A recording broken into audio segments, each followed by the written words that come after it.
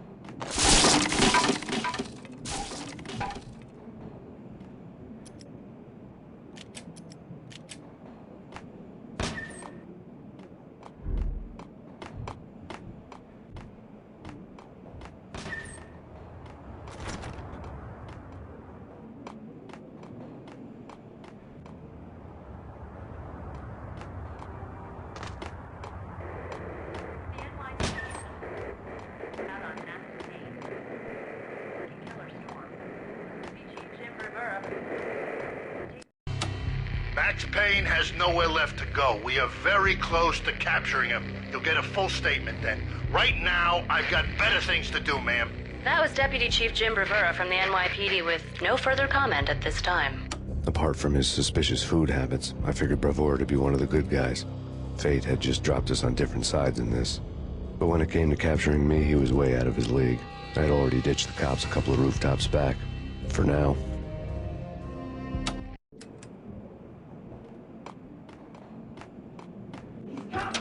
I can hear him. Ready? Keep your guns pointed at the door. Okay, this is it. That's it.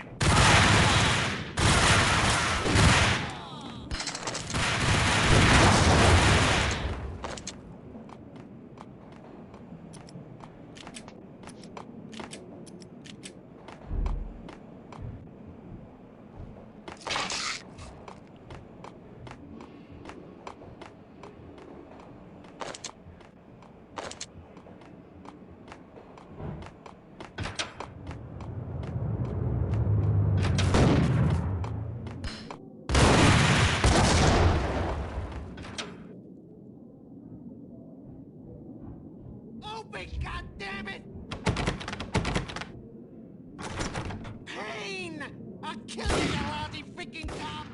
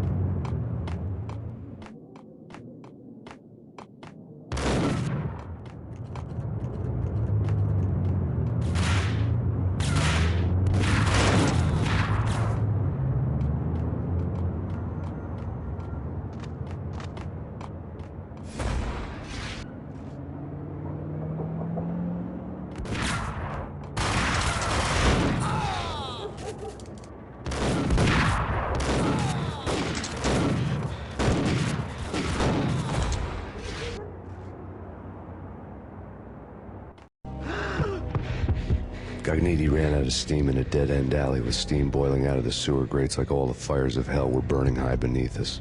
It was shakedown time. Where's Lupino? Screw you! Bad start, Vinny. Ah!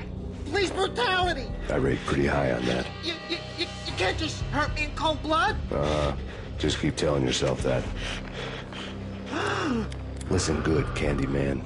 I'm not gonna be anybody's fall guy. I want to know where your boss is hiding. There was no glory in this. I hadn't asked for this crap. Trouble had come to me in big dark swarms.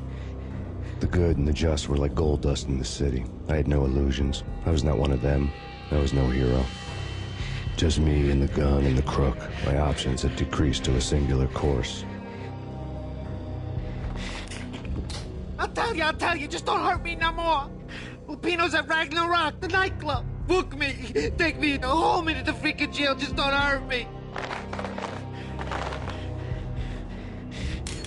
Your rights will be read at your funeral.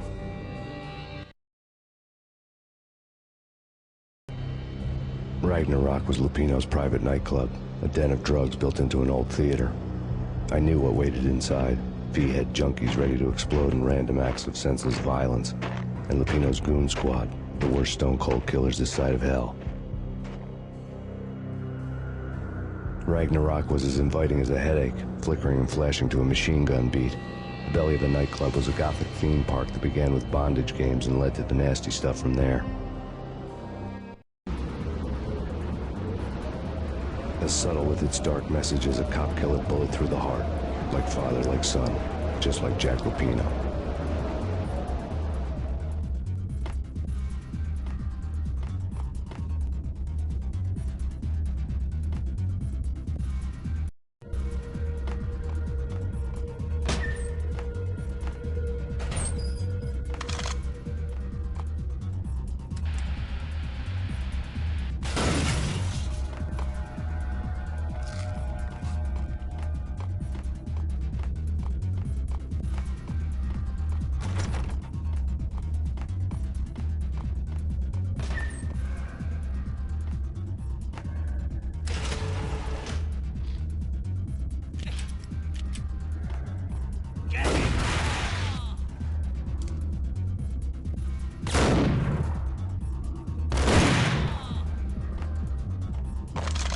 The book had never been a bestseller.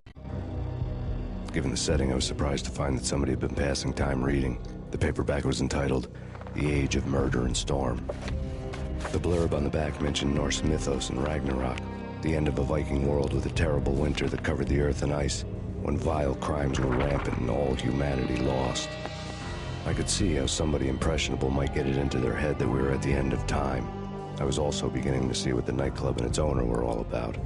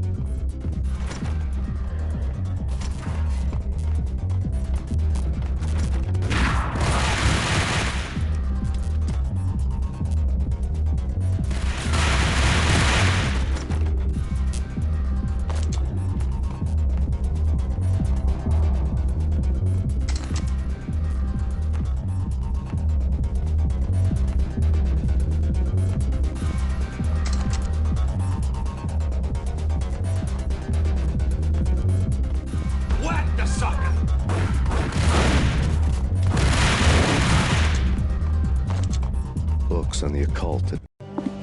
The room was stacked with light reading, such as Necronomicon, Witchcraft, and Paradise Lost. Old exotic titles like Malleus Maleficarum and De Umbrarum Reini Novum Portis. Books with pentagrams on their covers, all dealing with the occult and the infernal.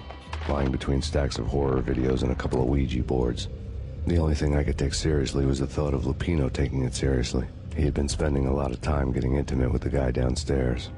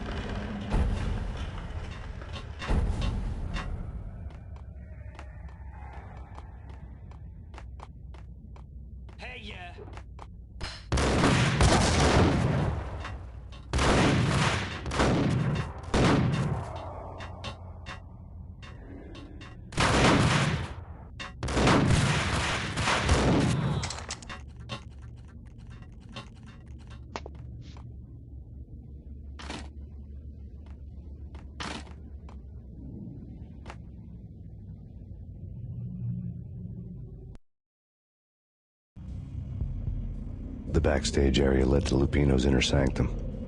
The hot air inside was like an invisible wall, thick with incense and something else, a sickly sweet smell that made you gag. This was the rotten core of the Big Apple. Lupino lurked somewhere ahead, like a spider at the center of his web, waiting. The vapors in the air started to make my head swim. Torn pieces of a letter lay scattered on the sofa.